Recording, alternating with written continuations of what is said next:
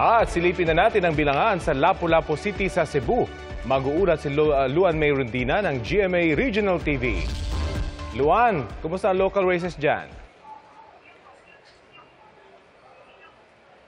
Rafi, latest partial official results sa Lapu-Lapu City, nangunguna si incumbent Mayor Junard Ahong Chan laban sa kanyang katunggali sa pagkakongresista na si Ryan Luzon.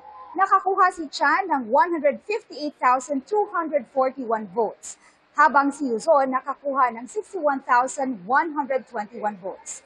Sa pagkamayor, nangunguna din ang kabiyak ni Chan na si Lapu-Lapu City Lone District Congresswoman Maria Silvia Cindy Tig Chan.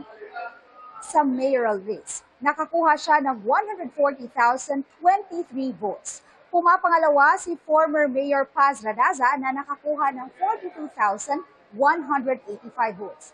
Habang pangatlo naman si Christine Takahashi na nakakuha ng 38,658 votes. Sa pagka-vice mayor, leading rin ang kaparehong partido ng mag-asawang Chan na si incumbent Vice Mayor Celsi Sitoy.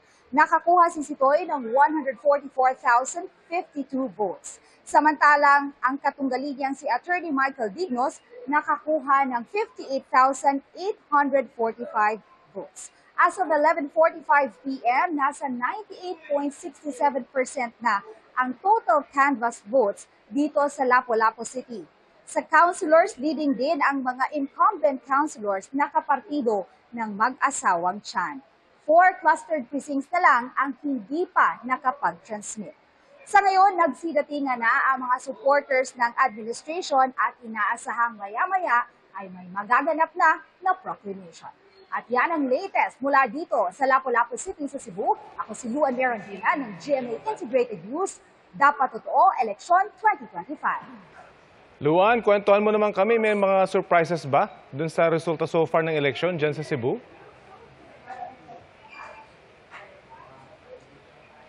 So far dito sa Lapu-Lapu City, wala namang gaanong major movement. It's basically the administration pa rin ang nangunguna dito sa Lapu-Lapu City.